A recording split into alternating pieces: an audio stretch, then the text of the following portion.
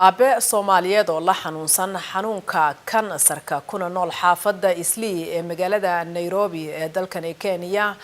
ayaa fadliga bisha barakaysan ee Ramadaan bulshada Soomaaliyeed ka codsaday in la caawiyo. Warkaasi waxa inoo eegaya wariyaheena Maxamed Baashe Khaliif.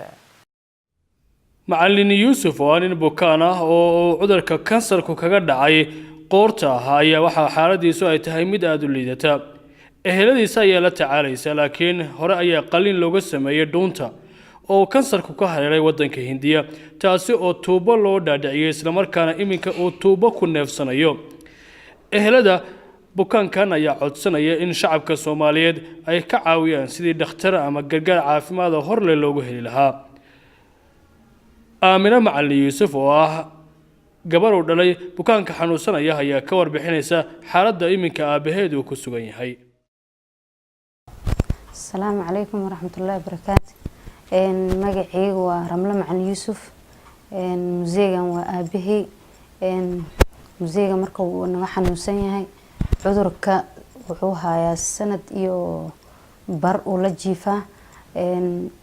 مرة وحير إنه لحبيان إنديا أني إنديا مركان أني لعكتيان وقعدي تقاتير تهدنا وحيد هنصول لابته مركل لعكتيان وقعدنا وانصول لابني أنت إيماني muslimiinta marka waxaan ku codsanaynaa inay lacag oo 3 milyan dhan ayaa naga rabaa hadii noola gaargaari kara muslimiin meel walba joogan inay na caawiyaan wixii nagu kaalmeyn karaan nagu kaalmeeyaan marka haddana museegi waxa naga rabaa bisha kowdeeda inaan xaq u laabano taqtar naga rabaa appointment haysana marka lacagtina gacan kuma hayna marka waxaan rabnaa inaan sida ugu dhaqsiyaha badan meesha aan ku gaarna waxna ma haysana muslimiinta dhan waxaan ka codsanaynaa inay kuni ku wixii bahayaanba nagu soo kaalmeeyaan cudurka haya museega waxa waaya kansar waaya dhuuntuna ka haya muddan hadda uu la jiifaa waa la murgoona waa la tacaalnay wali stiilna wax noo hagaagama jiraan marka haddana ilaahay waxaan ku tuugeynaa inuu ilaahay noo caafiyo waxa aan rajaynaynaa in aan helno isbitaalka India markaan tagnay daawooyin ay soo siiyeen daawooyinka waa waxa lacagta halaa yariiska noola xaabiyay ay naga dhameysay marka 1 milyan iyo bar camal way naga soo qaateen daawooyinka markay go'day operationka ina u gudbina la rabina lacagtii nagu go'day diyaaradda hata waxaan ku soo raacnaan garan weyne